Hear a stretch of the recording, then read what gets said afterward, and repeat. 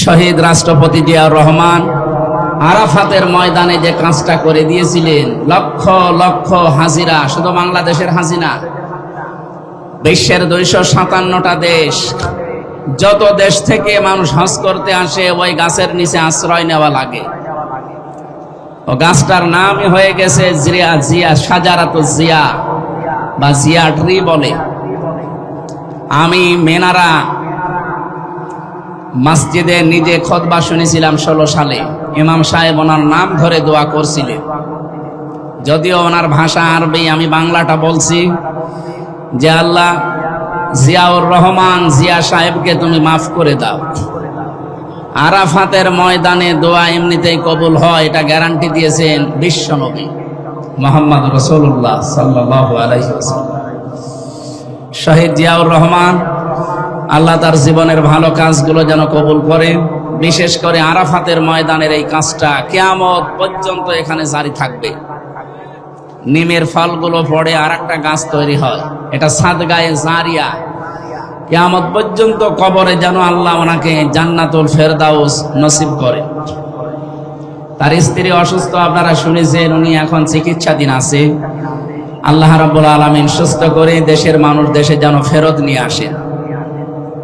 আর একজন গেছে বাংলাদেশ জামাত ইসলামী কেন্দ্রীয় কমিটির শ্রদ্ধাভাজন আমিরে জামাত ডক্টর শফিকুর রহমান হাফিজাহুল্লাহ, উনি কাতারে আছেন, কুয়েতে।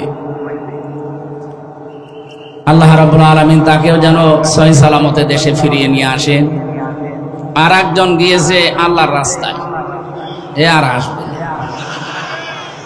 দিল্লি বসে আছে। অনেকের আশায় বুক বাঁধে মাঝে মাঝে, এই যে গোপালগঞ্জের কিছু মানুষ আছে, এরা আশায় বুক বাঁধে বেঁধে দেশে বিশৃঙ্খলা করে, তখন পেছনে লাল হয়ে যায়। প্রশাসন এমন লাল বানিয়েছে, ওই কয়েকদিন শুনলাম গোপালগঞ্জ থেকে ঢাকা গেলে, বসে গেলে 300 টাকা, দাঁড়িয়ে গেলে 1000। পৃথিবীর ইতিহাস হচ্ছে যারা পালিয়ে যায় তারা আর ফিরে আসে না, এইটাই ফাইনাল।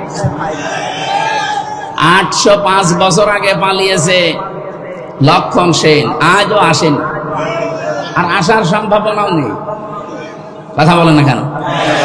আশরাফ ঘানি পালিয়েছে, এসেছে। বাশার আল আসাদ পালিয়েছে, এসেছে। পালিয়েছিল না শ্রীলঙ্কার একজন, সেও এখনো আসেনি, আসবেও না। আর ইনি যা গেছে, উনি বলছিল না যেন 70 বছর সাজা দিয়েছে, ওনার তো 700 বছর হওয়ার কথা। 700 না, 7000 বছর জেলখানায়। আমরা বহু মানুষকে দেখেছি, জিজ্ঞাসা করলাম, ভাই আপনার কয় বছর শাস্তি দিয়েছে? এই যে শাহজাহান জল্লাদ যে লোকটা ছিল, ও বলছে আমার 250 বছর। আমি আর একজনকে পেয়েছিলাম মকিম গাজী, এই লোকটারে বললাম কত বছর শাস্তি, ও বলছিল 167 বছর। তা আপনি বাঁচবেন, আর অলরেডি আপনার প্রায় 35-40 বছর চলছে জেলখানায়, তা আপনি আবার কবে বের হবে? তার মানে ও যদি পুরা জেল খেটে বের মরে যায়, কবরে যাওয়ার পরে আবার জিন্দা হবে, আবার জেলে যাবে, তারপরেও তার শাস্তি শেষ হবে না। এনার বিরুদ্ধে 275টার উপরে অলরেডি মামলা হয়ে গেছে, তাও সব মার্ডার মামলা। 2006 থেকে শুরু করে 24 পর্যন্ত কত হাজার হাজার মানুষ হত্যাকারীর তালিকায় ওনার নাম, হয় হুকুমের আসামি অথবা সরাসরি হত্যার সাথে জড়িত। একটা মানুষ মেরে ফেললেই তো তাকে ফাঁসি দেওয়া, তাকে মেরে ফেলা, এটা কোরআনের নির্দেশ। কুতিবা আলাইকুমুল কিসাসু ওয়া হুয়া কুতিবা আলাইকুমুল কিসাস। আল্লাহ তাআলা বলেন, আমি কিসাসের এই বিধান লিখে দিলাম। সুতরাং একজন মানুষ যদি বিনা অপরাধে কাউকে মেরে ফেলে, তার শাস্তি হচ্ছে তাকে মেরে ফেলা লাগবে, এই, তাছাড়া আর কোনো শাস্তি নেই। 2024-এ 2732 জন মানুষ মারা গেছে। একটাকেও আপনি দলিল দেখাতে পারবেন, প্রমাণ দেখাতে পারবেন যে এই বৈধ কোনো কারণে আমি মেরে ফেলেছি? সুতরাং যাই করেছেন আপনার এদেশের মানুষ, যেহেতু সবাই, শুধু আজকে সাতক্ষীরার মানুষেরা হাত তুলেছে তা না, আমি 630টা থানা আছে বাংলাদেশে, কম বেশি প্রায় থানায় আমার যাওয়া হয়ে গেছে। সব জায়গায় মানুষের আওয়াজ একই, যে আমরা শাস্তি চাই। শাস্তি যদি কেউ না দেয়, বিচার যদি না হয়, আগামীতে অপরাধ যারা আসবে তারা আরো বাড়াবে। যেন আমরা চাই যারা আসবে তারা যেন শিক্ষা নেয় এখান থেকে। এমন কঠিন শাস্তি আমরা দাবি করছি, পৃথিবী যেন কেঁপে ওঠে। কথা বলে না কেন? ওনারা 70 বছর দিয়েছে, আমার 3 বছর, আমার অনেক বছর দিয়েছিল, শেষে আমার 3 বছর পরে তো পুরাটা খালাস করে দিয়েছে। আমরা চাচ্ছি ওনার যদি অন্তত 700 বছর হয়, শুধু নাম শুনে হার্ট ফেল করে নেব। কারণ ভেতরের যে অবস্থা এটা তো আমরা ভুক্তভোগী, আমরা জানি। 4 দেওয়ালের মাঝে এটা একটা আলাদা জগৎ। কি একটা আলাদা জগৎ না? একটা আলাদা জগৎ। ওই জগতে যখন থাকবে বুঝতে পারবে যে কত ধানে কত চাল হয়। একটা জিন্দা কবর বলা হয়। সুতরাং আমরা বিচার দাবি করছি সর্বোপরি আল্লাহর কাছে, দেশের বিচার ব্যবস্থা এবং জনগণের কাছে। আমরা আইন যেন হাতে তুলে কেউ না নেই। বিচার ব্যবস্থা আছে, বিচার ব্যবস্থার মাধ্যমে বিচার হবে ইনশাআল্লাহ।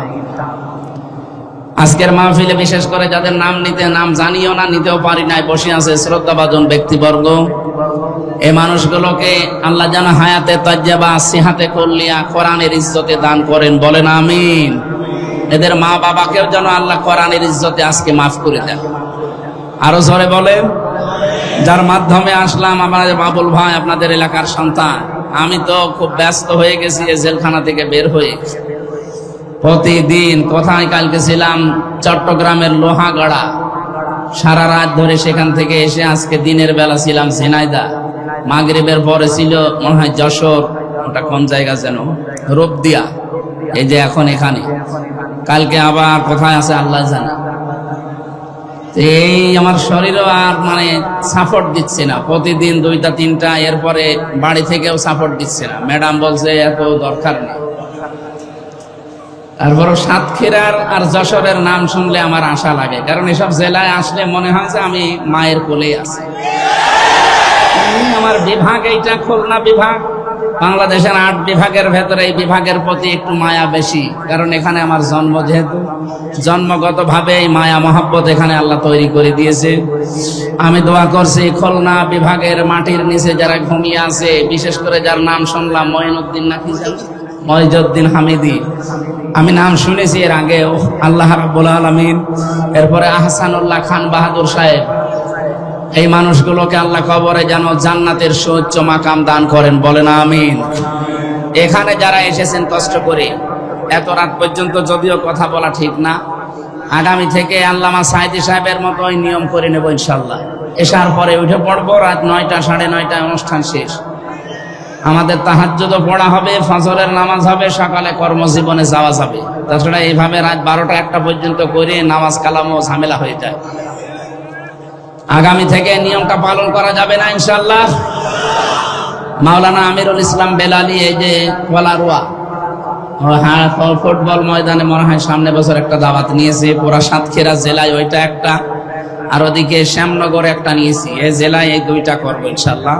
ওই এসার পরে তুলে দিতে বলেছি ভাইকে, আমরা যতক্ষণ চালাতে পারি। 1-1.5 ঘন্টার বেশি কথা বলবো না, কারণ মানুষের এই মেধায় কথা ধরার একটা লিমিট আছে। আমি বলেই গেলাম, আপনি শুনেই গেলেন না। আমরা এমন কিছু বলতে চাই যেন বাড়ি নিয়ে যেতে পারে। সুতরাং যারা এসেছেন আপনাদেরকে ওয়েলকাম জানাচ্ছি, এই কষ্ট স্বীকার করে বসে থাকার জন্য। পর্দার আড়ালে আমি আসার সময় দেখেছি মা বোনেরা এর চাইতে অনেক বেশি সম্মানিতা। মা এবং বোনেরা, প্রাণ প্রিয় সাতক্ষীরাবাসী, জবান আল্লাহ যাদেরকে দিয়েছেন, জালেমরা যদিও আমাদের কণ্ঠনালী চেপে ধরে রেখেছিল, আমরা কথা বলতে পারতাম না, অন্তত এখন মুক্ত হয়েছি। খলাকাল ইনসান আল্লামাহুল বায়ান। আল্লাহ বলেন আমি মানুষ বানিয়েছি, আর মানুষকে কথা বলা আমি শিখিয়েছি। এই যে কথা বলতে পারি, এক একটা কথা তৈরি হতে এই কণ্ঠের ভেতরে 27টা ধাক্কা লাগে। বিজ্ঞান এখন দেখাচ্ছে যে 27টা স্তর পার করার পরে একটা কথা তৈরি হয়। এ বিশাল নিয়ামত আল্লাহ যাদেরকে দিয়েছেন, কথা যারা বলতে পারেন, বলেন আলহামদুলিল্লাহ। আমার বাম পাশে বসে আছে হাজারো আলেমের উস্তাদ হাফেজ মাওলানা আলী আহমেদ দামাত বারকাতুহুমুল আলিয়া। প্রশাসনের অনেক ভাই দেখলাম রাস্তাঘাটে দায়িত্বে আছেন। যদিও প্রশাসনের উপরে বাংলাদেশের মানুষ এখন একটা খারাপ ধারণা নিয়ে আছে কিছু কুলাঙ্গার অফিসারের কারণে। মানে ভাই বলছিল না যে এগুলোর আসলে বসে আছে বিভিন্ন জায়গায়, এই মানুষগুলোকে বিচারের আওতায় আনা দরকার। কারণ জালেম একা জীবনের সাহস পেত না, জালেমকে যারা সহযোগিতা করেছে, যারা সাপোর্ট দিয়েছে, ওরাও জালেম। কিয়ামতের ময়দানে আল্লাহ নিজে মামলা দায়ের করবে জালেমের বিরুদ্ধে। আমাদের বিরুদ্ধে মামলা দিয়েছিল সরাসরি রাষ্ট্র, হাসিনা, আমাদের দুইজনেরই বাদী হাসিনা। কিন্তু আল্লাহ কিয়ামতে বাদী হবে হাসিনা। এটা আমি বানিয়ে বললাম। সূরা শূরা 25 নম্বর পারা 6 নম্বর পৃষ্ঠা 13 নম্বর লাইনের 42 নম্বর আয়াতের প্রথম অংশে আছে, ইন্নামাস সাবিলু আলাল্লাযিনা ইয়াজলিমুনান নাস। আল্লাহ বলেন অবশ্যই আমি নিজে মামলা দেব, কেস করব তাদের বিরুদ্ধে যারা মানুষ হয়ে মানুষের উপরে জুলুম করে। এই 15.5 বছরে যে জুলুম নির্যাতন হয়েছে মানুষের উপরে, এটা কি বলা লাগবে? এই যে সাক্ষী দেখতে পাচ্ছেন না, আমরা একেবারে চাক্ষুষ সাক্ষী। আমরা ভিকটিম নিজেরা। এই সাতক্ষীরা বাংলাদেশের সবচাইতে বড় নির্যাতিত জেলা। এরপরে বাংলার জমিনে সাতক্ষীরার পরে চাঁপাইনবাবগঞ্জ। এদের বাড়ি ঘরগুলো বুলডোজার দিয়ে ভেঙে দিয়েছে। পৃথিবীর মানুষেরা যখন দেখতাম, আমি বাইরের দেশে বহুদিন ছিলাম, ওই সমস্ত জায়গায় দেখতাম মানুষ এই সাতক্ষীরা চাঁপাইনবাবগঞ্জের এই দৃশ্যগুলো দেখতো আর কান্নাকাটি করতো। এ কি মানুষের উপরে এরকম কাজ করা যায়? অথচ জালেমরা এই কাজগুলো করতো আর রাতের বেলা তারা অক্ত হাসিতে ফেটে পড়তো। কারণ এখানে ইসলামী মাইন্ডের মানুষগুলো বেশি বাস করে এই সাতক্ষীরা জেলায়। সুতরাং আপনারা যে জুলুম, অত্যাচার, নির্যাতনের শিকার হয়েছেন, আপনারা যদি মামলা নাও দেন, আপনাদের পক্ষ হয়ে আমার আল্লাহ নিজে মামলা দেবে। এই দেশে 1628টা চেয়ার ছিল। এই দেশে মেন চেয়ার, এই চেয়ার না, আসল চেয়ার যেগুলো 1628টা, এখানে যারা ছিল কম বেশি সবাই জালেম আর জালেমের দোষক। কে কথা বলেন না কেন? বলেন তো, জালেম হলে তার বিরুদ্ধে মামলা দেবে কে? মামলার বাদী যত বড় হয় কেস তত কঠিন হয়। আমাদের মামলার বাদী তো রাষ্ট্র, এই জন্য কেস ওই রকম কঠিন হয়েছিল। যদি কোনো সলিমদ্দি কলিমদ্দি মামলার বাদী হয়তো আমার 3 দিনের বেশি রাখতে পারতো না। আমি আকিস গ্রুপের খতিব ছিলাম। কয় টাকা লাগবে আপনার? কিন্তু এমন মানুষ মামলা দিয়েছে, কত টাকা পয়সা আগেই পাচার করা শেষ। টাকা নিয়ে কি করবে? আমার দেশ পত্রিকা রিপোর্ট দিয়েছে না, যাওয়ার সময় শুধু 14টা ব্রিফকেস নিয়ে গেছে, সব মাটি ভরাট করা ছিল। হ্যাঁ, পাইলটকে বলেছে ব্রিফকেস গুলো উঠেছে, বলছে হ্যাঁ চলো, আর কারোর সাথে কোনো কথা বলেনি। এমনকি কাওয়া কাকুকেও বলে যায়নি। আমারও যদি বলে যেত, কল দিয়েছে হামজা চলে গেলাম, 3 বছর জেল কাটালাম, মাফ করে দিও, তাও বলেন, পালিয়ে চলে গেল। এই জন্য আশায় কেউ যেন বুক বেঁধে দেশে বিশৃঙ্খলা তৈরি করেন না। কারো উস্কানিতে পা দেওয়া যাবে না। জালেম যারা হয় তারা যদি চেয়ার পায় তাহলে 2টা কাজ করে। সূরা নমলের ভেতরে আছে 19 নম্বর পারা 18 নম্বর পৃষ্ঠা 9 নম্বর লাইনের 34 নম্বর আয়াতের প্রথম অংশে আছে, মাঝের অংশে আছে, ইন্নাল মুলুকা ইযা দাখালু ক্বরিয়াতান আফসাদুহা ওয়াজআলু আ'izzata আহলিহা আদিল্লা ইলা আখিরি আয়া। রব্বুল আলামিন বলেন, কোন জালেম যখন কোন এলাকায় বসে দখল করে, ওই জায়গায় প্রথমে 2টা কাজ জারি করে। 1 নম্বরে ওই জায়গাগুলোতে সে বিশৃঙ্খলা তৈরি করে দেয়, খোলা পানিতে মাছ শিকার করার জন্য। এটা জালেমের প্রথম কাজ। 15.5 বছরে এইটাই করেছিল। একটা কিছু করেছে, আপনি সেটা ধরবে জনগণ, তারপরে দেখবেন পাশে আরেকটা তৈরি হয়ে গেছে। ওটা ধরতে ধরতে ওইটা ধরবে, আরেকটা তৈরি করে দেয়। নিজেরাই এই বিশৃঙ্খলা গুলো তৈরি করবে। এই 15.5 বছরে বহু বিশৃঙ্খলা এই রাষ্ট্রে তৈরি করেছে ওরা নিজেরা। সবচাইতে বেশি সংখ্যালঘু নির্যাতন হয়েছে এই 15.5 বছরে। কথা বলেন না কেন? আপনি জিজ্ঞাসা করে দেখেন, যারা এই দেশে অন্য ধর্মের লোক আছে, তারা এখন নিজেরা বলছে বাংলাদেশে আমরা আগস্টের 5 তারিখের পর থেকে সবচাইতে বেশি নিরাপদে আছি। তার মানে এই 15.5 বছর ওরা জুলুম, নির্যাতন, অত্যাচারের শিকার ওরাও ছিল। তার প্রমাণ এই যে বিশ্বজিৎ, একে মুসলমান না হিন্দু, একে যে কপিয়ে মারছিল সেই লোকটা আমার সাথে জেলে ছিল। শাওন, এই পাশে বাড়ি, খুলনা। এখানে এই যে কপিল মনি নাকি বাড়ি আছে, এখানে বাড়ি। আমাদের রাইটার ছিল, মাঝে মাঝে এসে দেখতাম আফসোস করতো যে না, কাজটা আমার ঠিক হয়নি। ছেলেটা বারবার আমাদেরকে বলছিল যে আমি কিসের জামাত, কিসের শিবির, আমি মুসলমানই না। যদি বিশ্বাস না হয় আপনি অন্তত জিনিসপত্র দেখেন।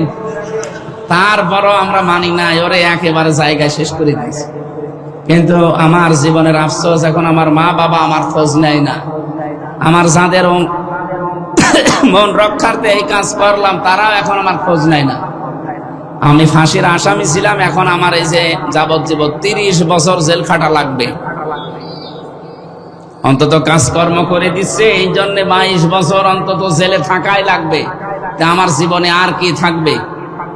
তা আমার এই জন্য কথাটা তুললাম যে আমরা অনেকে উস্কানিতে পা দিয়ে এরকম বিশৃঙ্খলা তৈরি করছি। 4 দেওয়ালের মাঝে যদি একবার চলে যান না, কোনো বাপ আপনাকে বাঁচাবে না। 2 নম্বরে জালেমের কাজ, আজালু আইজ্জাত আহলিহা আদিল্লাহ। ওই দেশে যারা সম্মানিত মানুষ, সে তাদেরকে অপমান করে, অপদস্থ করে। এই যে প্রমাণ, সম্মানিত মানুষ না এটা। 2.5 লাখ 3 লাখ মানুষের দায়িত্ব পালন করেছে, তাও কয়েকবার। এই সম্মানিত মানুষদেরকে ধরে ধরে তারা অপমান, অপদস্থ করত। আমার যাই হোক, আমি ছোট হই বড় হই, আমার নামের আগে একটা আলেম লেখা আছে না? আলেম হোক, মুফতি হোক, মুহাদ্দিস হোক, মুফাসসির হোক, একটা লেখা আছে না? আমি নিজেও হাফেজ, কোরআন শরীফ আমার বুকের ভেতরে। আর ওরা এমন আচরণ করতো জেলখানায় এবং রিমান্ডে, আমার মনে হয় শয়তানের সাথে এরকম খারাপ আচরণ মানুষ করে না। সুতরাং সম্মানিত মানুষদেরকে যারা অসম্মান করে, অমর্যাদা করে, তাদের সম্মান নষ্ট করার চেষ্টা করে, এরা আল্লাহর ভাষায় জালেম। এরা কি? এদের বিরুদ্ধে মামলা কার? আপনি কি টের পাচ্ছেন কি বলছি আমি? আল্লাহর মামলার আসামি এই জালেমরা। সুতরাং যারা আল্লাহর মামলার আসামি, তারা যেন আমাদের এই দেশে আর ফিরে না আসে। কথা বলেন না কেন? যদি এখনো পর্যন্ত তিনি ওখানে বসে উল্টাপাল্টা কাজ চালাচ্ছে, বিভিন্ন জিনিস দিয়ে চালিয়েছে, একটাও হালে পানি নেয়নি। এখন শুরু করছে অমুসলিম, বিশেষ করে হিন্দুদেরকে দিয়ে। পারবে না ইনশাআল্লাহ।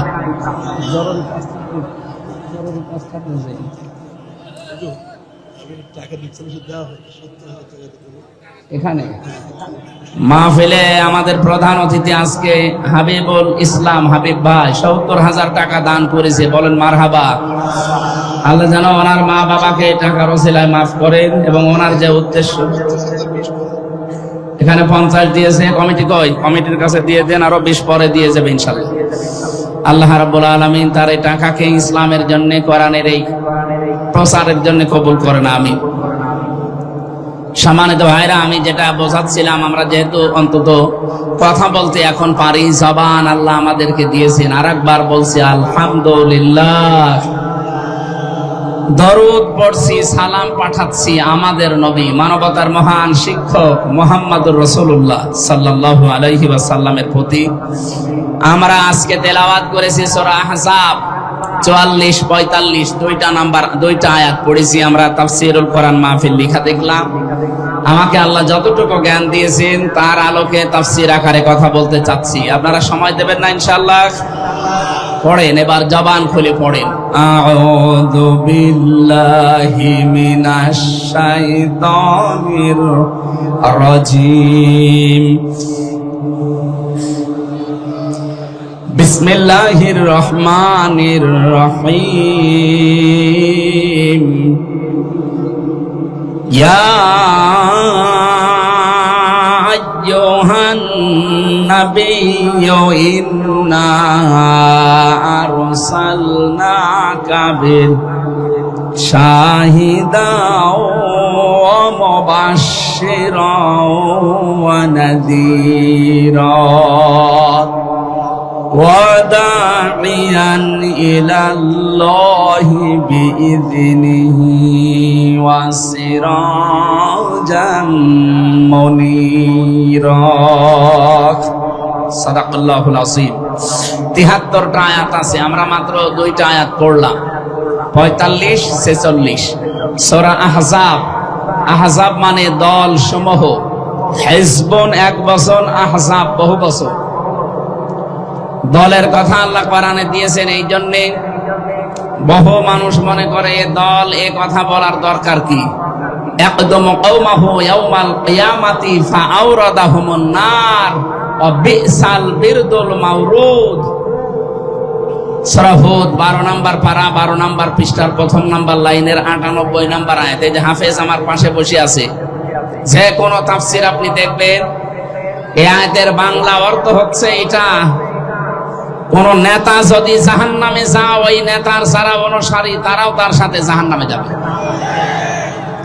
এই জন্য দল এটা কিন্তু গুরুত্বপূর্ণ একটা বিষয়, আমাদের জীবনে যেন আমরা ঠিক করে নেই, বলেন আমিন। বিশ্ব নবীকে ওই জামানায় এ কোরআনে কারীম প্রচার করার অপরাধে কাফের মুশরিক যারা ছিল তারা 5টা নাম দিত নবীজিকে, 5টা নামে তারা গালিগালাজ করতো, ডাক দিত ওই জামানায়। 1 নম্বরে এই নবীকে তারা মিথ্যাবাদী বলেছিল, বলেন নাউজুবিল্লাহ। 2 নম্বরে তারা বলেছিল পাগল। 3 নম্বরে তারা বলেছে নবী কবি। 4 নম্বরে তারা বলেছে নবী গণক। 5 নম্বরে তারা নাম দিয়েছে বিশ্ব নবী জাদুকর। জোরে বলেন নাউজুবিল্লাহ। এই 5টা নাম দেওয়ার পরে পরে আমার আল্লাহ জবাব দিয়েছেন 5টা গুণ দিয়ে। এই 5টা গুণ আয়াতের ভেতরে আছে। আমরা যারা নবীর উম্মত দাবি করছি, আমাদেরকে নবীর এই 5টা গুণ জীবদ্দশায় অর্জন করা মাস্ট বি দরকার। আল্লাহ আমাকে সহ যারা এসেছি অল্প সময়ের ভেতরে এই 5টা গুণ শুনি বাস্তবে মেনে চলার তৌফিক দেন, বলেন আমিন। আল্লাহ ডাক দিয়েছেন প্রথমে জবাব দিতে, ইয়া আইয়ুহান নাবিয়্যু ইন্না আরসালনাকা, হে নবী। এদিকে তাকান, কোরআন শরীফের ভেতরে নবীজি মুহাম্মদুর রাসূলুল্লাহকে কোনদিন ছাত্রের মতো আল্লাহ ডাক দেননি। অন্যান্য নবীদেরকে আল্লাহ ডাক দিয়েছেন ছাত্রকে যেভাবে শিক্ষক ডাকে ওইভাবে। এখানে যদি কেউ ক্লাস নেয়, আমার বিশ্ববিদ্যালয় স্যার যদি এখানে ক্লাস নিতেন, সামনে আমরা 80 জন ছেলে মেয়ে বসে আছি, উনি যা ইচ্ছা যার নাম ধরে ডাকা দরকার ডাকতে পারতেন না। এই হামজা, এই হাবিব, এই বাশার, ঠিক এইভাবে করে বলতেন সামনে আসো। ওরা 2,24,000 নবীর কথা আমরা শুনি, 27 জন নবীর নামে কোরআনে কারিমে আল্লাহ দিয়েছেন 25 জন, আর 2 জনের নাম উজ্জ আছে। এতগুলো নবীকে আল্লাহ শুধুমাত্র ছাত্রের মতো ডাক দিয়েছেন, ইয়া ইব্রাহিম, ইয়া মূসা, ইয়া ঈসা। কিন্তু আমাদের নবীকে আল্লাহ যখনই ডাক দিয়েছেন, সঙ্গে সঙ্গে আল্লাহ রিসালাতের ঘোষণা দিয়ে তার সম্মানটা বাড়িয়ে দিয়েছেন। আমরা যেটা কিছুক্ষণ আগেই পড়ছিলাম না, যে মা কানা মুহাম্মাদুন আবা আহাদিম মির রিজালিকুম ওয়ালাকিন রাসূলুল্লাহি ওয়া খাতামান নাবিয়্যিন। শুধু মুহাম্মদ আয়াতে বলে আল্লাহ শেষ করে দেননি, 2টা গুণ দিয়েছেন, একটা রাসূল আর একটা নবী, শেষ নবী। কোরআনের ভেতরে আমি মাত্র 4 জায়গায় নবীর নাম পেয়েছি মুহাম্মদ, কিন্তু সঙ্গে সঙ্গে পেয়েছি রিসালাতের ঘোষণা। সূরা ফাতিহের ভেতরে আছে মুহাম্মাদুর রাসূলুল্লাহ। সূরা মুহাম্মাদের ভেতরে আছে নুজিলা আলা মুহাম্মাদি ওয়া হুয়াল হাক্কু মির রাব্বিহিম। সূরা আলে ইমরানের ভেতরে আছে ওমা মুহাম্মাদুন ইল্লা রাসূল। কোরআনে 4 জায়গায় আপনি শুনলেন, কোন জায়গায় শুধু মুহাম্মদ শোনেননি, শুধু ইব্রাহিম, শুধু মূসা। এভাবে যেখানেই আল্লাহ নাম নিলেন, সঙ্গে সঙ্গে রিসালাতের ঘোষণাটা দিয়ে তার সম্মান যা ছিল আরো বাড়িয়ে দিলেন। এখানে আল্লাহ নবীকে ডাক দিয়েছেন ইয়া আইয়ুহান নবী। আইয়ুহান এই শব্দটা ব্যবহার করা হয় সম্মানিত কোন জায়গায়। এই জন্য দেখবেন পুরা কোরআন শরীফে 89 জায়গায় আছে ইয়া আইয়ুহাল্লাযীনা আমানু। বলেন আল্লাহু আকবার। আমি বোঝাচ্ছিলাম এখানে ইয়া আইয়ু এই শব্দটা হারিয়ে গেছে। মোসাম্মদ সালিমা খাতুন স্টেজের পেছনে আছে, ওনার বাবা আছে এখানে। যদি মেয়েটাকে কেউ পেয়ে থাকেন এখানে দিয়ে যান। অবশ্যই এই লক্ষ লক্ষ মানুষের ভেতরে খুঁজে আনা দুষ্কর। তারপরেও যদি কেউ পান, সালিমা খাতুন, মনে হয় বাচ্চা হবে না, ছোট বাচ্চা হবে, ওর বাবা এখানে আছে স্টেজের পেছনে, এখানে দিয়ে যাবে। সাতক্ষীরাবাসী আমরা যেটা কথা বলতে চাচ্ছিলাম, বিশ্বনবীকে আল্লাহ সম্মানসূচক শব্দ দিয়ে ডাক দিয়ে 5টা গুণ বর্ণনা দিলেন। প্রথম নাম্বারে বলেন ইন্না, অবশ্যই আমি, আরসালনাকা, আমি আল্লাহ অবশ্যই আপনাকে আবার পাঠিয়েছি। 2বার আল্লাহ নিজের নাম দিলেন, ইন্না এর ভেতরে, আরসালনা এর ভেতরে, 2টায় আল্লাহ নিজেকে বুঝিয়েছেন। আল্লাহ বলেন অবশ্যই আমি আপনাকে পাঠিয়েছি শাহিদান, আপনি সাক্ষী। এবার আসেন তো এই শব্দটার ব্যাখ্যায় যাই। বহু মানুষ বহুভাবে এই শব্দের ব্যাখ্যা বহমান কাল থেকে করে আসতেছে, আপনি নতুন ভাবে শুনবেন আজকে। আমি বাংলাদেশের সাথে শাহিদান শব্দটা মিলাবো ইনশাআল্লাহ। আল্লাহর নবীকে আল্লাহ শাহিদান বললেন যে আপনি সাক্ষী। তামাম পৃথিবীতে বিশ্ব নবীকে আল্লাহ সাক্ষী করে পাঠিয়েছেন তার উম্মতের জন্য, বিশেষ করে আমরা যারা। আর কিয়ামতের ওই কঠিন ময়দানে আল্লাহ যখন বিচার আরম্ভ করবেন, আমাদেরকে আল্লাহ অন্য নবীর উম্মতের জন্য সাক্ষী বানাবেন। জোরে বলেন সুবহানাল্লাহ। এবার এখানে শিক্ষা কি? নবীজি যেহেতু আমাদের উপরে সাক্ষী হবেন, এজন্য সাক্ষী হওয়ার অনেকগুলো গুণ লাগে। তার 1 নম্বরে সাক্ষী দিতে হলে সত্যবাদী হওয়া লাগে। কথা বলেন না কেন? নবীজি সত্যবাদী, এর ভেতরে কোনো সন্দেহ আছে? ওই জামানায় নবীজিকে সাদেক বলে ডাকতো মানুষ, সত্যবাদী। তার 1 নম্বরে গুণ তার আছে। 2 নম্বরে সাক্ষী দিতে হলে উপস্থিত থাকা লাগে, দেখা লাগে। এবার আপনি বলেন তো, বিশ্ব নবী মুহাম্মদুর রাসূলুল্লাহ সাল্লাল্লাহু আলাইহি ওয়াসাল্লাম আমাদের যে কর্মকাণ্ড এখন আমরা করছি, এগুলো দেখতেছেন? বলেন না কেন? না। তাহলে উনি সাক্ষী দেবেন কি করে? এই কোরআনে কারিমের ভেতরে কিয়ামত পর্যন্ত পৃথিবীতে কি ঘটবে সব আল্লাহ নবীকে 1500 বছর আগে জানিয়ে দিয়েছেন। জোরে বলেন সুবহানাল্লাহ। এমনকি নবীজি নিজে আসেন নাই দুনিয়ায়, এখনো আসতে তার 50 দিন বাকি। ওই সময় একটা ঘটনা ঘটেছিল মক্কাতে, ওইটা নবীজিকে আল্লাহ সচক্ষে দেখার জন্য জানিয়েছেন। আলাম তারা কাইফা ফাআলা রাব্বুকা বিআসহাবিল ফিল।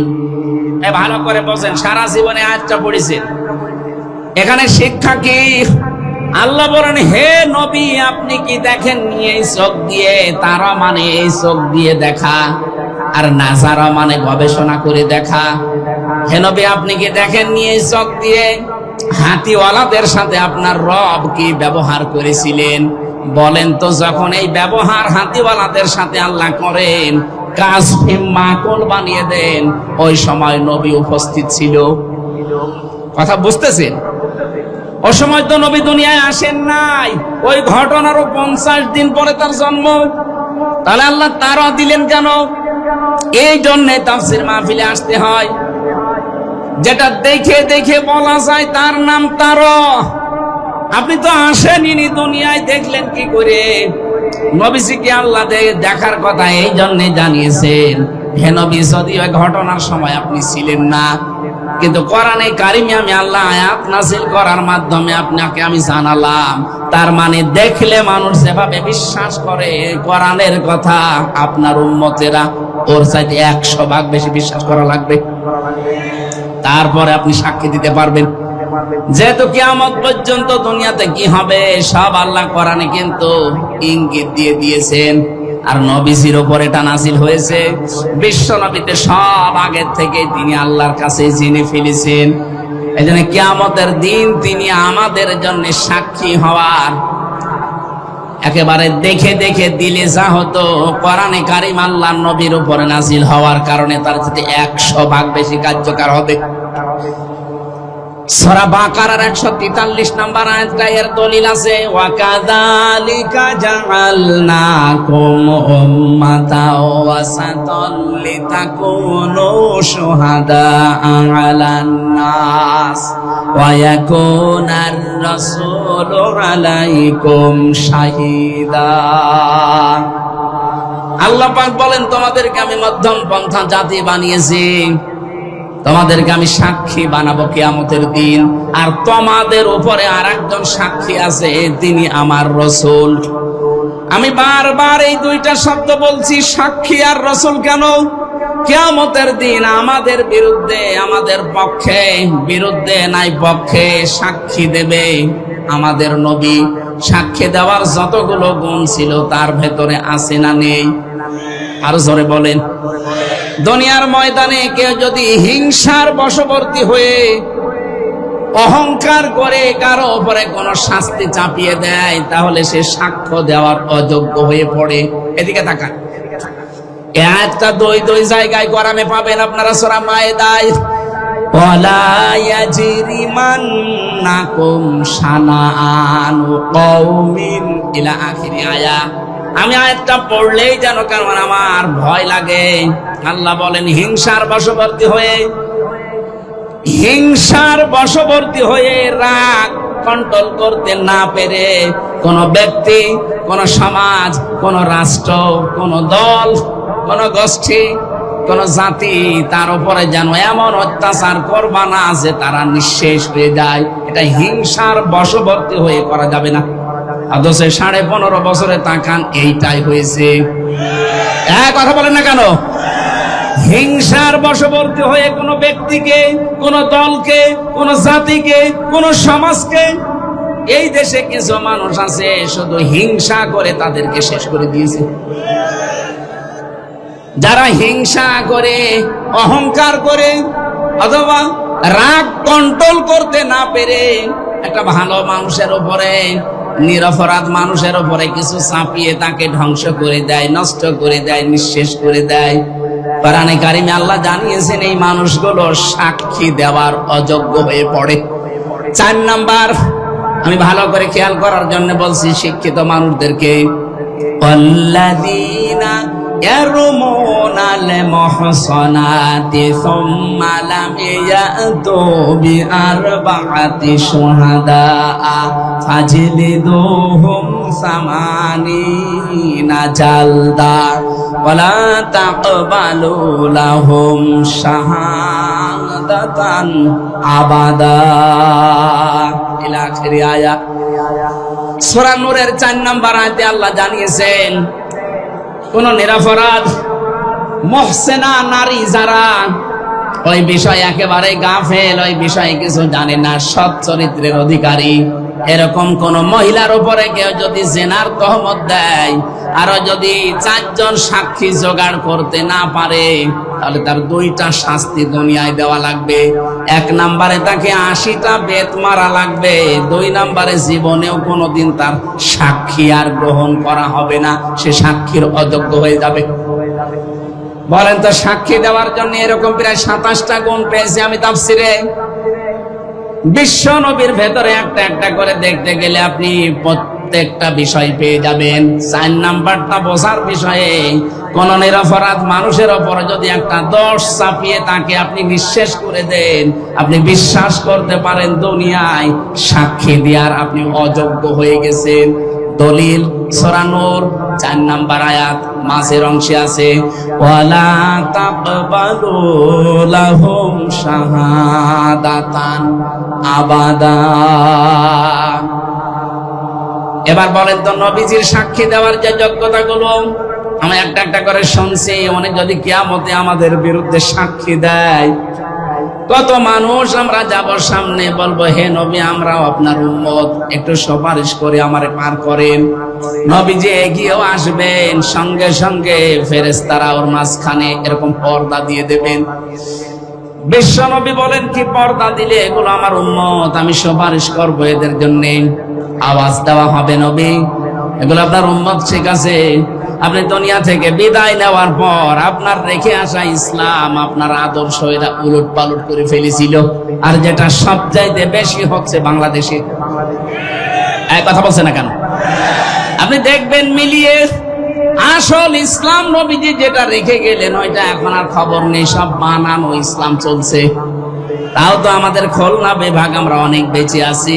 এটা চট্টগ্রাম আর সিলেটে যান, ওরা নতুন নতুন সব ইবাদত বানিয়ে বানিয়ে মানুষকে বিভ্রান্ত করছে। এই যে সাতক্ষীরার নলতাতে শুনলাম, আমি জেলখানায় থাকতে শুনেছিলাম যে আপনারা আল্লাহর ওলি নিয়ে এসেছেন তাহিরি সাহেবকে। কি বলে বলেন তো? যেই কয়টা কথা বলে সবই দেখবেন সব বানানো। আল্লাহর নামে জিকির করাবে করাক, জিকিরের পাশাপাশি এমন এমন শব্দ জুড়ে দেয়, কেল্লা বাবা, ফতে বাবা, খাজা বাবা। এক কথা বলছে না কেন? স্পষ্ট ভাষায় বলছে, যারা আল্লাহর নামের সাথে অন্য কোন নাম জুড়ে জিকির করে ওদের শাস্তি আল্লাহ ডবল দেবে। এখানে যেহেতু সব ধরনের মানুষ আছেন, সূরা ফুরকান 19 নাম্বার পারা 4 নাম্বার পৃষ্ঠার 13 নাম্বার লাইনের 68 নাম্বার আয়াতের প্রথম অংশে আছে, ওয়াল্লাযীনা লা ইয়াদউনা মা'আল্লাহি ইলাহান আখার। রহমানের বান্দা যারা, তাদের 12টা গুণ হবে দুনিয়ায়, তার ভেতরে এই গুণটা থাকবে যে তারা আল্লাহর সাথে অন্য কাউকে আর ডাকবে না। তাহলে তাহেরি ভাই যা করছে, আল্লাহর সাথে যেহেতু অন্য নামগুলো জুড়ে জুড়ে জিকির করে, এটা কোরআনের বিরুদ্ধে। কিয়ামতে তার শাস্তি আল্লাহ বলেন আমি ডবল দেব। বলেন নাউজুবিল্লাহ। সুতরাং আজকে আপনি দলিল দিক, এখানে আলেম তো আছে, আমি তো দলিল দিলাম, উনি দলিল খণ্ডন করুক। যতদিন বেঁচে আছেন আল্লাহর নামের পাশাপাশি আর কাউকে জিকির হিসাবে ডাকা যাবে না। কথা বলেন, সে কেল্লা বাবা হোক, ফতে বাবা হোক, আর সে বাবাই হোক, জিকির হবে শুধুমাত্র কার নামে? আমি জেলখানায় থাকাকালীন, এই যে ওনার নাম হচ্ছে মামুন, সোহেল চৌধুরী হত্যা মামলার আসামি, 25 বছর জেলে ছিল। আমরা রাড়াইতে 3টায় উঠতাম তাহাজ্জুদ পড়ার জন্য, আর ও দেখলাম উঠে জিকির করছে। তাও সে জাত মতো জিকির করলে তো হয়, সে একেবারে এইরকম মোটা, শরীর স্বাস্থ্য সেরকম একেবারে স্থূল, জিকির ওইরকম জোরে জোরে। তাও জাত বললাম, জাতের জিকির না, জিকির করতো ইয়া রাসূলুল্লাহ, ইয়া রাসূলুল্লাহ। কি গো? মাওলানা মামুনুল হক ভাই আর আমি এক জায়গায় ছিলাম, ওনার একদিন ডাকলাম যে ভাই আপনি যে জিকির করে, কিসের জিকির? বলছে রসুলের এশকে। তো রসুলের এশকে জিকির করে কে শিখিয়েছে আপনারে?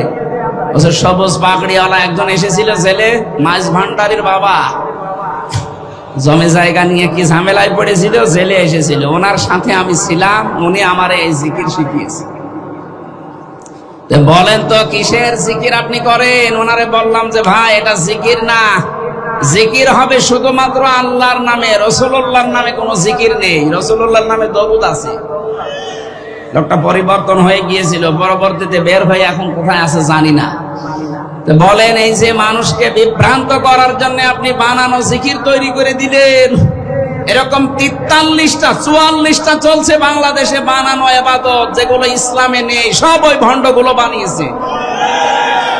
আমরা যেহেতু সাতক্ষীরা, যশোর, কুষ্টিয়া, খুলনা এই বিভাগের মানুষ, সিদ্ধান্ত নিয়ে যাবেন আজকে যে আল্লাহর সাথে অন্য কাউকে আমি ডাকবো না। বলেন বলেন, আলিল্লাহিল আসমাউল হুসনা ফাদউহু বিহা ওয়া দারুল্লাযিনা ইলহিদুনা ফি আসমাই। সূরা আরাফ 181 নাম্বার আয়াত, 9 নাম্বার পারা 13 নাম্বার পৃষ্ঠা 4 নাম্বার লাইনে আছে, প্রথম অংশে আছে। আল্লাহ বলেন আমার অনেক সুন্দর সুন্দর নাম আছে, যে নামে পারো ডাকো, কিন্তু সাবধান, আমার নাম যারা পরিবর্তন করে দেয়, কেল্লা বাবা, ফতে বাবা, কোন নামের ভেতরে আছে বলেন? ওনার যে 99টা নাম আপনি জানেন, বা 5000 নাম আছে, ওনার একটা নামের ভেতরে কেল্লা বাবা আছে। ফতে বাবা আছে, ন্যাংটা বাবা আছে, খাসা বাবা। সুতরাং আজকে থেকে উনি যতই করুক, যতই পোশাক, উনি দরকার জাহান্নামে যাক, আমরা ওনার সাথে যেতে রাজি না। অন্তত এই শিক্ষাটা আজকে নিয়ে যান, আল্লাহ ছাড়া কারো নামে জিকির করা অন্তত জায়েজ নেই। কে কথা বলছেন না? এরকম বহু মানুষ আসবে, যেই নবীজি শুনবেন এই ধর্মকে উলট পালট করেছিল, বিশ্ব নবী বলবেন সহকান সহকান লিমান ফাজ্জারা বাদি, দূর হয়ে যা, তুই আমার উম্মতি না। কারণ আমার রেখে আসা ইসলাম যারা উলট পালট করেছে, এরা পৃথিবীর সৃষ্টিতে সবচাইতে বড় নিকৃষ্ট আমি নবীর কাছে। অথচ এইটা বাংলাদেশে এখন বেশি চলছে, কিন্তু আসল ইসলাম নেই, সব নকল ইসলাম ভরে যাচ্ছে। আপনার বিরুদ্ধে নবীজি দাঁড়াবেন, তখন যেই বলবে সহকান দূর হয়ে যা, তোর পক্ষে আমার কোনো সাক্ষী নেই, তুই আমার উম্মত বলে আমি স্বীকৃতি দিলাম না, কোন বাবা আপনাকে বাঁচাবে? এবার আপনি নিজে হিসাব করে এখান থেকে যান। অনেকে বলে না, আমি দুই বাবার মরিদ, দুই বাবা শুধু দুই হাত ধরে এইভাবে মারবে, আমি জান্নাতে চলে যাবো। জান্নাত? আপনি জাহান্নামে পড়বেন। আশা করছি আপনার মাথায় মগজ আছে, আপনি বুঝেছেন। সাক্ষী দেওয়ার জন্য নবীজি পারফেক্ট, ওনার কোনো ত্রুটি নেই। ওনার সাক্ষী যদি একবার কারো পক্ষে যায়, আল্লাহ তাকে জান্নাতে দিয়ে দেবে। যদি বিপক্ষে যায়, এখন সাক্ষী পক্ষে না বিপক্ষে যাওয়ার কারণ কি? সূরা তাহার ভেতরে আছে 109 নম্বর আয়াত, 16 নম্বর পারা, 18 নম্বর পৃষ্ঠা, 10 নম্বর লাইনে আছে, ইয়াউমাইযিল লা তানফাউশ শাফাআতু ইল্লা মান আযিনা লাহুর রাহমানু ওয়া রাদিয়া লাহু কওলা। রব্বুল আলামিন বলেন, সেই দিন নবীজি যদি সুপারিশ করে কারো জন্য, দুইটা গুণ তার ভেতরে থাকা লাগবে। সাতক্ষীরাবাসী ছেলে হোক মেয়ে হোক, আপনি দেখেন তো আপনার ভেতরে এটা আছে কিনা। ইল্লা মান আযিনা লাহুর রহমান, প্রথমে রহমান এজেন্ট দেওয়া লাগবে, অনুমতি দেওয়া লাগবে। রাদিয়া লাহু কওলা, দুই নম্বরে বিশ্ব নবী মুহাম্মদ রাসূলুল্লাহ সাল্লাল্লাহু আলাইহি সাল্লাম যদি আপনার জন্য সুপারিশ করে, আপনার কথাবার্তার উপরে আল্লাহর রাজি থাকা লাগবে। বলেন সুবহানাল্লাহ। শর্ত দুইটা কত কঠিন আপনি টের পেয়েছেন। যারা এখানে শুনতেছেন খেয়াল করে শোনেন। আপনার জন্য আমার জন্য নবীজি যদি কিয়ামতে আল্লাহর দরবারে দাঁড়ায় সাক্ষী দিতে পক্ষে, তাহলে এই দুইটা থাকবে। এক নম্বরে আমি যা কথাবার্তা বলি, এই কথার উপরে আল্লাহর রাজি থাকা লাগবে। এমনকি আমার প্র্যাকটিক্যাল লাইফ যেটা আমি গঠন করেছি, এই জীবনের উপরও আল্লাহর রাজি থাকা লাগবে। এবার আপনি বলেন তো আপনার অবস্থান কোন জায়গায়? আপনি দিনের ভেতরে 100টা কথা বলে 98টা মিথ্যা কথা বলেন। আপনার যে 70-80 বছরের বিশাল জীবন, আপনি একটু পেছনে ফিরে তাকান তো, আপনার এই জীবনের উপরে আল্লাহ রাজি আছে কিনা। যারা হজ করতে যায়, যে হাজী সাহেব, ষষ্ঠ চক্করে মানুষ কাবা শরীফ তাওয়াফ করার সময় একটা কথা বলা লাগে, আমি নিজেও বলেছিলাম, আল্লাহুম্মা ইন্না আলাইয়া হুকুকাম ফীমা বাইনি ওয়া বাইনিকা। কাবা শরীফ সামনে নিয়ে বলা হচ্ছে, রব্বুল আলামিন, আমি তোমার গোলাম, তুমি আমার মালিক। আমি গোলাম হিসাবে যা পাওয়ার সবই তুমি আমাকে দিয়েছো। তুমি আমাকে নেই থেকে হামজা বানিয়েছো। আমি তো বীর্য ছিলাম, উল্লেখ করার মতো আমি কিছু ছিলাম না। সেখান থেকে তুমি আজকে হাবিব বানিয়ে এখানে বসিয়ে রেখেছো। এ জায়গায় আমার বসার কথা না। ওই সময় যদি মায়ের পেট থেকে আমাকে আকর্ষণ করে তুমি শেষ করে দিতে, দুনিয়ায় আমার কিছু বলারই ছিল না। অন্তত আমার মা বাবাকেও কিছু বলার ছিল না। আমি তো শেষই হয়ে গিয়েছিলাম। আমার নামও ছিল না। আমার নাম যে হামজা, আমার নাম যে হাবিব, এ নাম ছিল। আল্লাহ ওই জায়গায় একটা আঘাত দিয়েছেন আমাদেরকে। হাল আতা আলাল ইনসানি হিনুম মিনাদ দাহারি লাম ইয়াকুন শাইআম মাযকুরা। মানুষের জীবনে কি এমন সময় অতিবাহিত হয়নি যখন সে উল্লেখ করার মতো কোনো বিষয়বস্তু ছিল না? আমি আল্লাহ নিজে ওকে বীর্য থেকে আস্তে আস্তে 40 দিন এভাবে পাল্টাতে থাকলাম। এরপরে 6 মাসের পরে ওর খোদার উদ্রেক দেখা দিল। মায়ের মাসিক অসুখ বন্ধ করে দিয়ে নাভির সাথে নাভির তার জুড়ে আমি খাবার খাওয়ালাম, তারপরও মুখ দিয়ে ওই নাপাক রক্তটা আমি দেইনি। আমি এই কারণে দিলাম না যেন দুনিয়ায় যে কোনো হারাম জিনিস নাপাক জিনিস মুখে না নেয়। মায়ের পেটে আল্লাহ মুখটা পবিত্র করে রেখে দিলেন, অথচ এখানে কত নাফরমান আমরা আছি, এই মুখ দিয়ে যত হারাম খাবার ঢোকায়। কথা বলেন না কেন? পায়খানা যেরকম হারাম এ মুখ দিয়ে ঢোকানো, ঠিক আপনি ঘুষের টাকা সুদের টাকা মানুষকে ফাঁকি দিয়ে ওই টাকা নিয়ে এসে ইলিশ মাছ খাওয়া ওই রকম হারাম। কথা বলেন না কেন? বহু মা বোনেরা এসেছেন, আমি 1 মিনিট একটা কথা বলছি। সম্মানিতা মা বোন যারা এসেছেন, আপনি আজকে থেকেই শক্ত হবেন। আপনার স্বামী যদি বাম হাতের ইনকাম না থামায়, যদি অবৈধ ইনকাম না থামাতে চায়, আপনি শক্ত হবেন আজকে থেকেই। বলবেন না তুমি অবৈধ ইনকাম করে নিয়ে আসবে, আর ওইটা দিয়ে আমি মাছ গোশত কিনে তৃপ্তি সহকারে 2 জন খেয়ে সন্তান পেটে নেব। 10 মাস 10 দিন এত কষ্ট করে আমি পেটে বহন করব, অত জন্মগত ভাবে হারামখোর হবে। কথা বলুন, এরকম হারামখোর সন্তান দুনিয়ায় আসছে না এখন? মেয়েরা এই জন্য আপনি শক্ত হবেন, স্বামীকে বলবেন না এই সন্তানটা দুনিয়ায় জন্ম দিতে আমার 57 ইউনিট কষ্ট সহ্য করা লাগে, অথচ একটা পুরুষ মানুষ সর্বোচ্চ 45 ইউনিট কষ্ট পেলে মরে যায়। এরপরে আর কষ্ট সহ্য করার মতো শরীর এ পৃথিবীতে পুরুষের নেই। অথচ আমার মা আমার এই মুখটা দুনিয়ায় দেখাতে গিয়ে 57 ইউনিট কষ্ট সহ্য করেছে। এত বড় বিশাল কষ্ট সহ্য করে তার মুখ আমি দুনিয়াকে দেখাবো, এরকম একটা জন্মগত ভাবে হারাম জিনিস আমি পেটে রাখতে চাই না। যদি এরকম হারাম ইনকাম বন্ধ না করো, তোমার সংসারে আমার থাকা হবে না, আমার বাদ দিয়ে দাও, আমি অন্য জায়গায় সংসার করব। আপনি শক্ত হন। দেখেন, প্রতিটি স্বামী বাধ্য ভালো হতে। হয়তো সবাই না হলে 100 জনের প্রায় 80 জন পুরুষ মানুষ ভালো হয়ে যাবে, কারণ ওই শক্তি আল্লাহ আপনার ভেতরে দিয়েছেন, আমি জানি। কথা বলছেন আমার? তেল তেল করে তুমি আমাকে এ পর্যন্ত বানালে, আমি দুনিয়াতে আসার আগেই তুমি আমার খাবারটা গরম করে মায়ের বুকের উপরে রেডি করে রাখলে। ওয়ালাকাদ কাররামনা বানি আদম। আল্লাহ পাক বলেন, পৃথিবীতে যত সৃষ্টি আমার আছে সব চাইতে সম্মানিত সৃষ্টির নাম মানুষ। নাম কি বলেন তো? এখানে আল্লাহ কি জানিয়েছেন যে আমি মুসলমান বা ইমানদারের সম্মান সবচাইতে বেশি দিয়েছি? তিনি বলেছেন মানুষের সম্মান বেশি দিয়েছি। সে যে ধর্মের অনুসারী হোক, কোনো অসুবিধা নেই, কিন্তু মানুষ তো মানুষ হয়ে মানুষের সম্মান নিয়ে সিনিমিনি খেলা করার অধিকার আপনাকে কে দিয়েছে বলেন?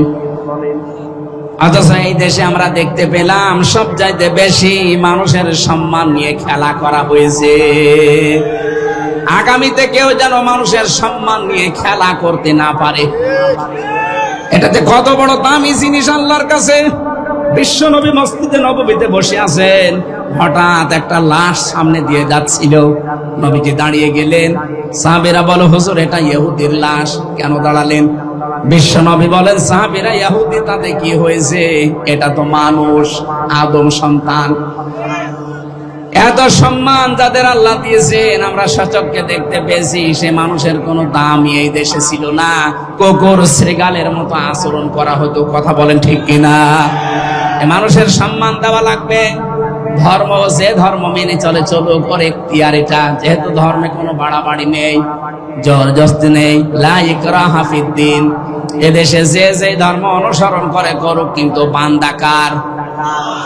আল্লাহ পাক বলেন, তোমাকে আমি মানুষ বানিয়েছি শুধু না, সম্মান দিয়েছি পৃথিবীতে যত সৃষ্টি আছে সবার উপরে। তোমার নাম আশরাফুল মাখলুকাত। আশরাফুল। আমার ভাইরা, আমি যে কথা বোঝাচ্ছিলাম, নেই থেকে শুরু করে আল্লাহ যে আমাকে পর্যন্ত আনলেন, এটা কাবার সামনে নিয়ে ষষ্ঠ চক্করে বলা হয় আল্লাহকে, রব্বুল আলামিন তুমি তো আমাকে নেই থেকে হামজা বানালে, যা দরকার সবই দিলে, কিন্তু তুমি আমার মালিক, তোমাকে দেওয়ার মতো তো আমার কিছুই নেই। আমি আজ পর্যন্ত তোমাকে কিছুই দিতে পারিনি। তবে কাবার সামনে নিয়ে আমার একটা পুঁজি আমার আছে, আল্লাহ পুঁজি হচ্ছে তুমি আমারে নিজ গুণে মাফ করে দাও।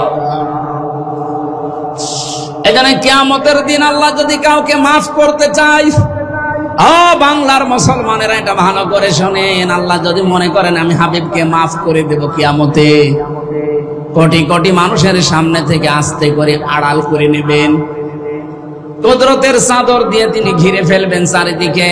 আল্লাহ নিজে ওনার সামনে দাঁড়িয়ে বলবে, হাবিব এই এই কাজগুলো করেছিলি। যেহেতু উনি জানবে যে সব আল্লাহর নখদর্পণে আছে, আলিমুম বিদাতিস সুদূর, আমার আল্লাহ উনি মনের খবরও জানে। মাথাটা নিচু করে, তাফসীরে এভাবে লেখা আছে যে মাথাটা আস্তে করে নিচু করে চোখের পানি ফেলে অসহায়ের মতো বলবে, আল্লাহ আমার কিছুই করার নেই, আমারে মাফ করে দাও। সঙ্গে সঙ্গে আল্লাহ বলেন আমার কুদরতের জোয়ার আসবে, আমার সাগরে জোয়ার আসবে কুদরতের, আমার রহমতের জরিয়ার ভেতরে জোশ পয়দা হবে। ওর শুধু মুখের দিকে কাকতি মিনতির দিকে তাকিয়ে আমি বলবো, যা গোপনে তোরে মাফ করে দিলাম, কাউকে বলবি না, আস্তে করে তুই আমার বানানো জান্নাতে চলে যা। এরকম একটা জীবন আমাদের সবাইকে যেন আল্লাহ দান করেন, গোপনে বলেন আমিন। قل يا عبادي الذين أسرفوا على أنفسهم لا تقنطوا من رحمة الله إن الله يغفر الذنوب جميعا إنه هو الغفور الرحيم। আল্লাহ ডাক দিয়েছেন, আমার বান্দা বান্দিরা নফসের উপরে জুলুম করে জীবনটা যারা নষ্ট করে ফেলেছো, আর আশার দুয়ার খুঁজে পাও না, নিরাশ হয়ে যেও না, আসো আমি আল্লাহর রহমত অনেক বড়, যত গুনাহ করেছো তার চাইতে আমি আল্লাহর রহমত অনেক বেশি। আমি ইচ্ছা করলে তোর জীবনের সব অপরাধগুলো মাফ করে নেকি দিয়ে পাল্টিয়ে দিতে পারি। জোরে বলেন সুবহানাল্লাহ। আজকের এই ময়দানে এরকম একটা মন নিয়ে যারা এসেছেন যে আল্লাহ আর যাই হোক আমি আজকে ভালো হয়ে যাব, আমি আজকে তাওবা করে সত্যি ভালো হয়ে যাব, আল্লাহ পাক কোরআনে কারিমে আমাদের আশার বাণী দিয়েছেন, ফাউলাইকা ইউবাদদিলুল্লাহু সাইয়্যাতিহিম হাসানাত। সত্যি যদি এই বিশ্বাস নিয়ে, এই মন নিয়ে কেউ এসে থাকে, ওর জীবনের অপরাধগুলো তাওবার মাধ্যমে সব মাফ করে জায়গাটা পুরা নেকি দিয়ে ভরাট করে দেব। আল্লাহ যেন আমাদেরকে আয়াতগুলো আজ বাস্তবে দান করেন, বলেন আমিন।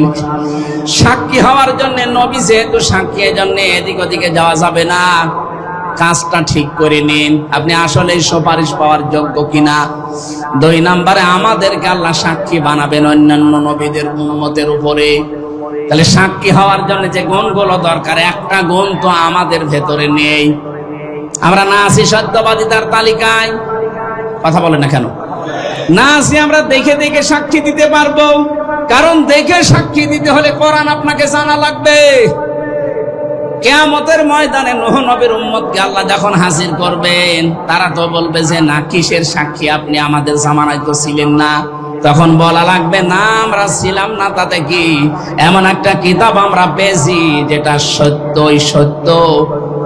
ওয়ালাকাদ আরসালনা নূহান ইলা কওমিহি আন আনজির কওমাকা ফালাবিসা ফীহিম আলফা সানাতিন 50 আমা। আমরা আমাদের কোরআনের উপরে পড়েছি যে 950 বছর নূহ নবী তোমাদেরকে দাওয়াত দিয়েছে, একটা দাওয়াতও কবুল করনি। 950 বছরে মাত্র 80 জন নবীজির পেছনে দাঁড়িয়ে আছে, নূহর পেছনে, এইগুলোই, বাকি একটাও তোমরা মানোনি।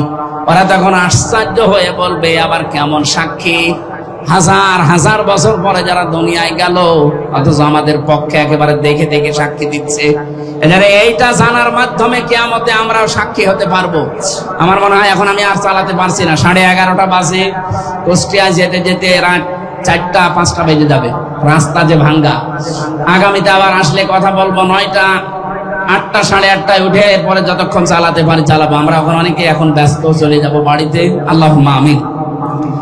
লা ইলাহা ইল্লা আনতা সুবহানাকা ইন্নী কুনতু মিনাজ জালিমিন।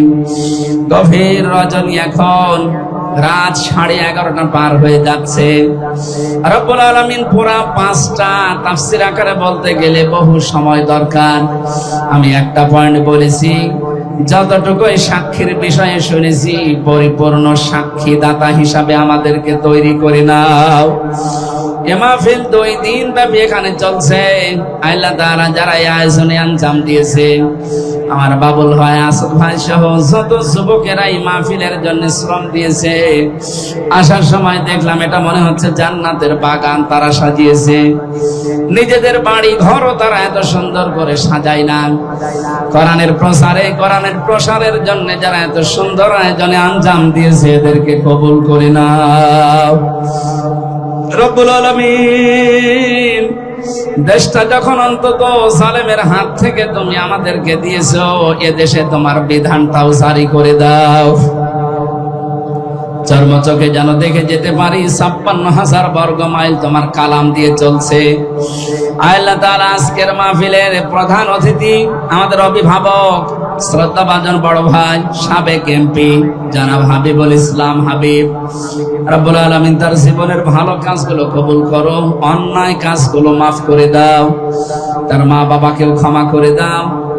এখানে যত অতিথি বসে আছে, আল্লাহ এদের সম্মান মর্যাদা শুধু দুনিয়া না, অভয় জগতে তুমি বাড়িয়ে দাও। গতকাল এখানে যারা কথা বলেছিলেন, তাদের কথাগুলো আমল করার তৌফিক আমাদের দান করো। মাহফিলের ময়দানে কষ্ট করে যারা এখানে এসেছে দূর দূরান্ত থেকে, আল্লাহ কাউকে খালি হাতে ফেরত দিও না।